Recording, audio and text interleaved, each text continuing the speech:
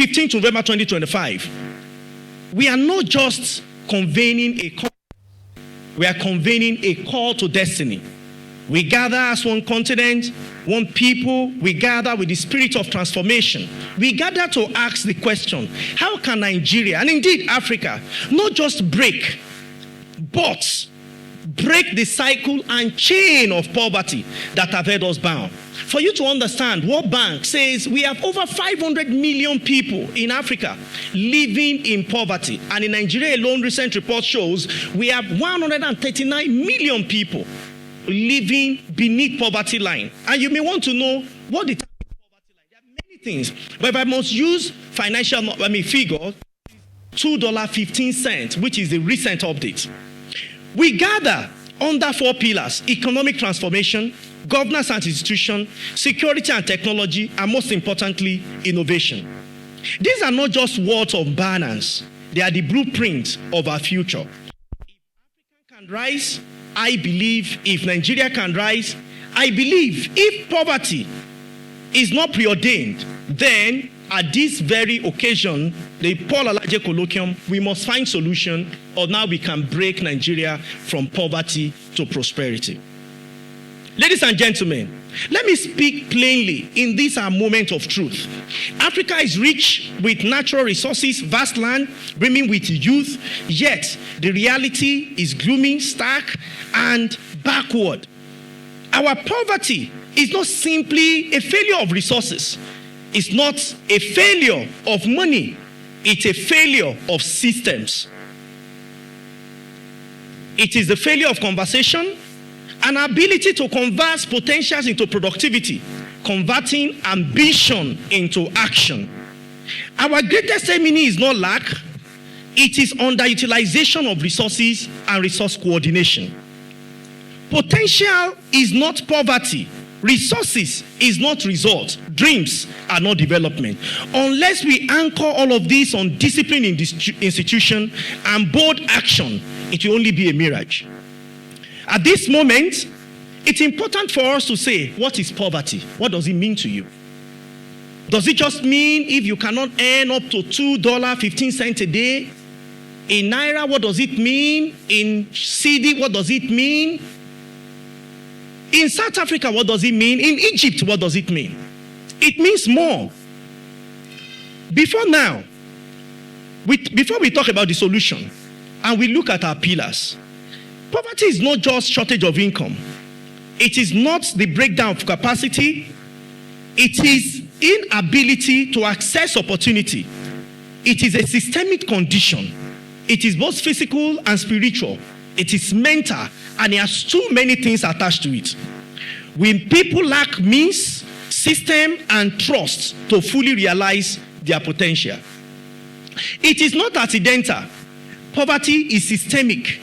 Until we break the system, we are all trapped in it as a continent. How does it operate? Poverty thrives when we have weak or captured institutions.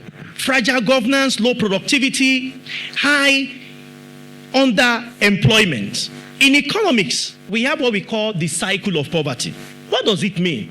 Somebody who earns low income, minimum wage of most African countries are very low. Low income, what will it lead to? Low savings. Low savings means low investment. Low investment will mean what? Low productivity. Low productivity, we go again to low income. Then it becomes a cycle. It keeps going, and you see several families and lineage that has never felt what it means to be prosperous. Mark you, prosperity I talk about is not of riches, but of wealth. I'll tell you a short story I only learned yesterday from the king himself.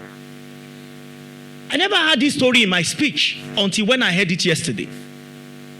There are two men in a particular country. One extremely rich in money, housing, and the other one extremely poor.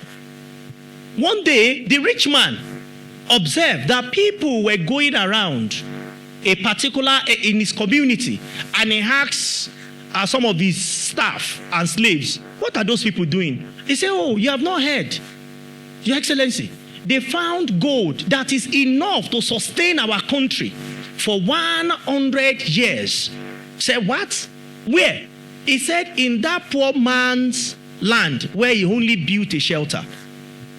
Mark you, before that day, the poor man has tried to eat from the table of the rich man. The rich man has chased him severally. In fact, he unleashed his dog to pursue him. Nothing for him to eat. He kept going back to his slum as if those were not enough.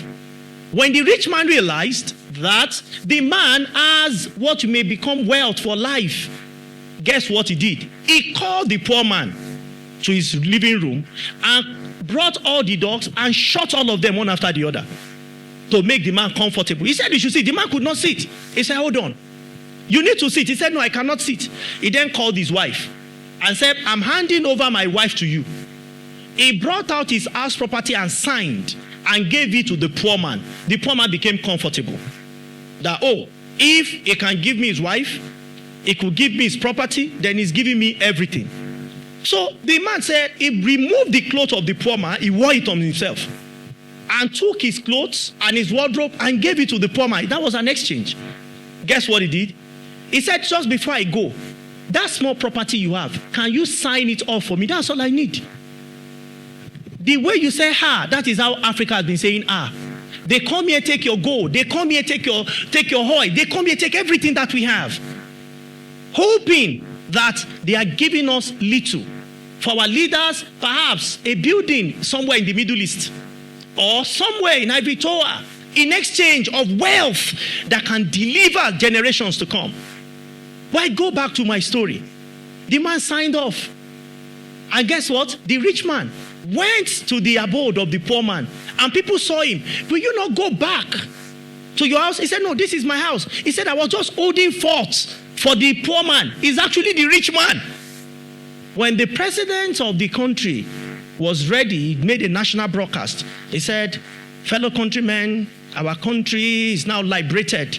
We have abundance of gold deposits in the domain of a particular land. He said they should look for the owner. Guess who showed up? The rich man that chose to be poor, because he has knowledge and he has information. Then the original poor man came and said, this is supposed to be my land. He said, no, I already gave you the document. You have collected riches in exchange for wealth. This is the story of Africa. This is how we have traded our future for the momentary gain.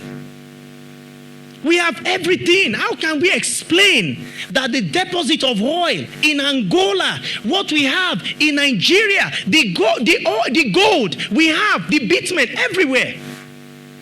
But what we see is that anywhere there is mineral resource, you see insecurity suddenly surge. Is it a coincidence that regions and areas with abundant resources always have insecurity? Eventually, the rich man became the wealthy man. And the poor man could only go with riches. The question is, what do we need in Africa? Momentary riches or real wealth? What do we want? And as Africans, what do you want? But what are we getting? We want to buy the latest phone. That's riches. Let me explain it to you. If you have iPhone 15, I'm a practical person. If you have iPhone 15, raise up your hand. iPhone 15 or iPhone 16 or iPhone 17. Don't be ashamed. Or you have a fold phone. How much is iPhone 15? Oh, my brother Tokpa is raising, Dr. Tokpa is raising his own. How much is your phone? How much is the Samsung? How much is it? In dollar terms, maybe $2,000. Wait, watch. You know that iPhone is about $2,000 or $3,000. The price of crude oil is about $67 per barrel. Please, let's be charitable. Let us assume that the price of crude oil is $100 per barrel. I want you to do this for me. Say $3,000 divided by $100. What do you have? I have enough students to tell me the answer. 30. What it means that when you carry that $3,000 phone on your hair, it's 30 barrels of oil you are using to make oil. Guess what? While our nation depend on barrels, one company is producing phone. The wealth we get as a nation depends on what you have budgeted and we feel we will invest, at least for our public sector. So you see the size of our public sector and you see the private sector. Lean and slim. When will Africa be liberated? And that's the reasons why we gather here. It's not to just cast blame on government or the governed. It's for us to come together to say what exactly is the way forward. Listen, education deficit and lack of marketable skills. I don't know if you still do it today, but when I was in primary school or secondary school and we have practical, they asked us to draw grasshopper. I'm still waiting for when I will use that drawings. Grasshoppers, biology practical. In practical sessions, what we are asked to do, when I compare notes with what is happening in China, is completely different. Vocational study now remains, those schools, they are now bus stops. Meanwhile, in other environments, vocational schools are things of pride. Today, all of us want to go to university. We want to become doctors and professors. The question is, have we been able to translate what we have seen in academia into marketplace value? The answer is no. If not, our GDP will not be this small. United Arab Emirates, the locals, they are just 1 million. The entire population, including guests, they are 9 million. That gives you 10 million people. In 2022, the GDP was a little above $400 billion. Nigeria's GDP in the same time was above UAE, about $450 billion. Today, UAE is $500 billion. Nigeria is slightly close to above $300 billion. Does it mean Nigeria threw away all his our wealth? The answer is no. How come UAE of 10 million people now became richer than us? At least when we are using GDP as a parameter. This is why we are here. African leaders must know that we must take decisions in protecting our currency and exchange rate. If not, we will divide the life of our people and will make them miserable and they will be filled with hunger and deprivation. Exchange rate is a factor. Nations are not taking over any longer by just missiles and weapons of arms and ammunition. No. Economic policy is enough. They will surrender of their own accord. And that is why Africa, across all borders, must be very careful in terms of economic policy so that we don't destroy what we have tried to build over the years. Again, I'm surprised that when Ambassador was trying to connect Nigeria from, I think, Kenya, Ambassador first have to go to Ethiopia. He has no business in Ethiopia. This is practical. He came in yesterday. Not so, sir. He went to Ethiopia in order to connect what? Nigeria. Why can't it be seamless? I had a meeting in Europe not too long ago. Anywhere I'm going, I'm going. Train, I'm going. I have no fear. Most parts of Africa are not even connected by road. Gliwice, Katowice, they are region in Poland. Farms have direct train track to the markets. Farms. When will Nigeria connect all our farms to the marketplace? When are we going to do it? It's important for us.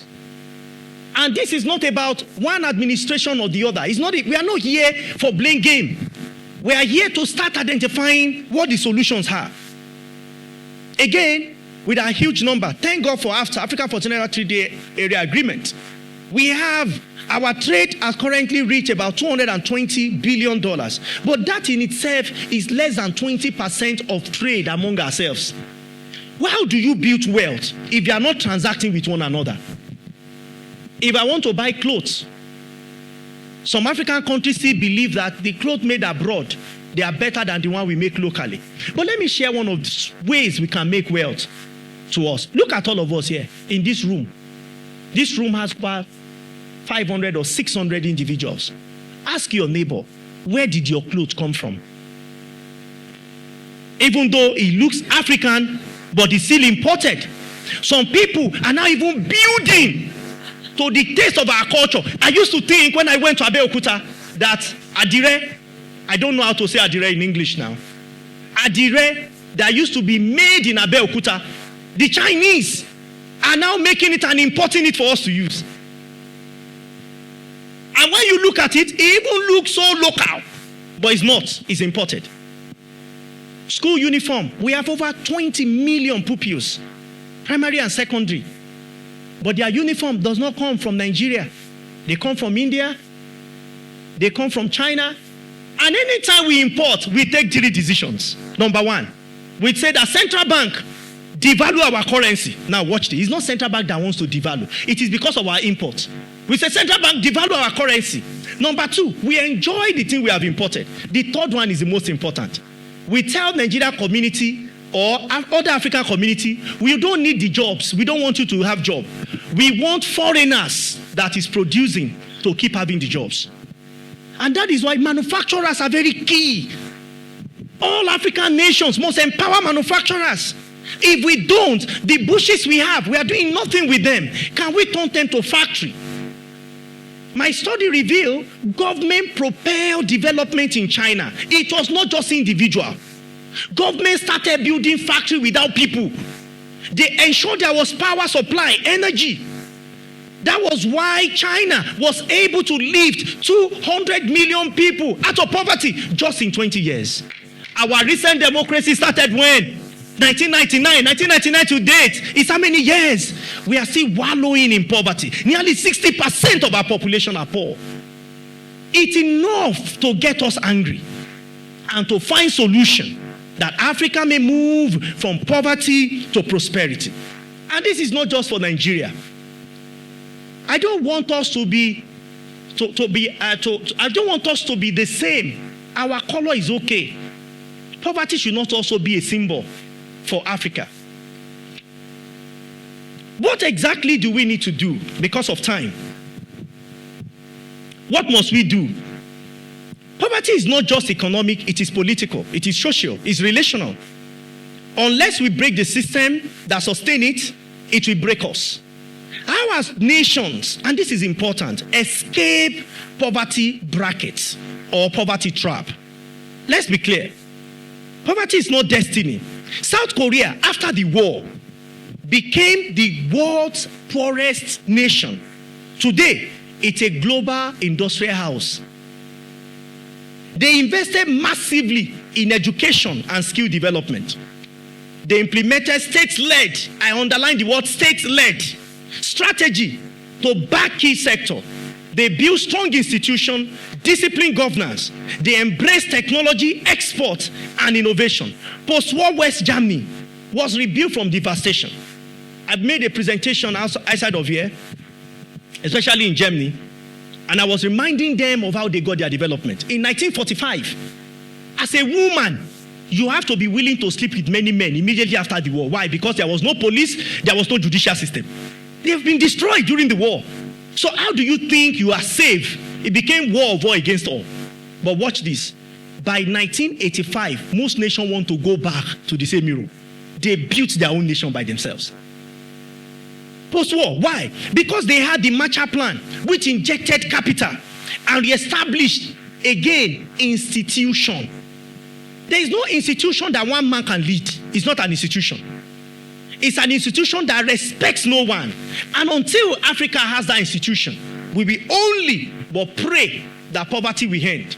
But spirit alone, it will end spiritually. But we still have physical poverty. They supported SMEs and vocational training.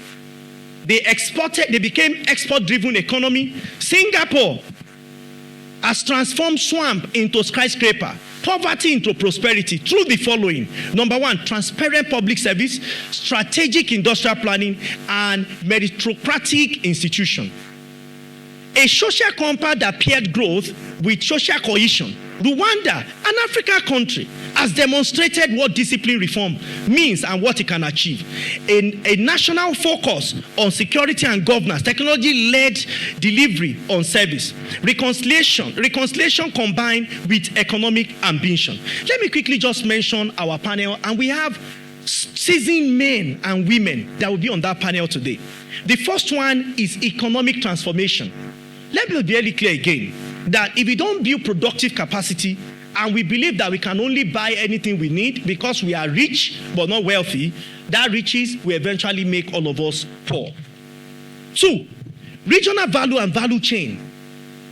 3, human capital development as wealth, because human beings are the ones that work on things. Number 3, infrastructure and connectivity. And this is very important. We call Benue the food basket of the nation. So why do we still have high food inflation? If the soil in Benue has not said that it will not grow again, as manufacturers, sir, Mr. Longe, is the environment suitable enough? And that is why we have to take decision. On one, as private sector, support by making more investment to make it good, and those who are in the administration must also help to make this a reality. Lastly, macroeconomic stability. Exchange rate went at a time, I don't know if Mr. Shewon Kibaloye is in the hall. He was the one that interviewed me in August 2023, and I mentioned to him that exchange rate will go to 1,500 by 2024.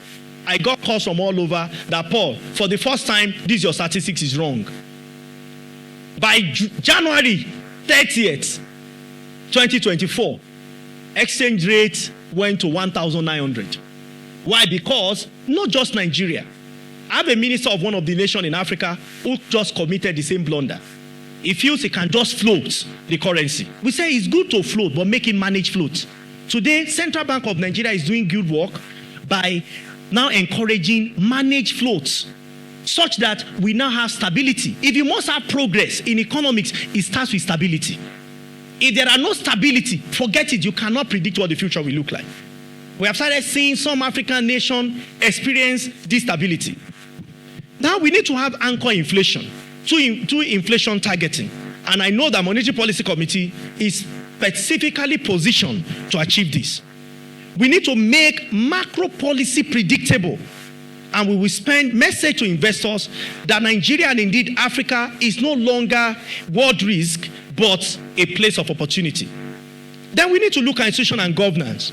On this, I will allow our competent panel to discuss, and I think that this will be around what we must build in public institutions, which includes competent, transparent, meritocratic, and resilience public sector. One that is devoid of corruption and rule of law will take charge for us as a continent, and particularly for Nigeria as a nation. We need forensic audit capacity, independent anti-corruption bodies, good work from EFCC, among other anti-graft agencies. We also need to have whistleblower protection and consequences for abuses and those that have abused their office.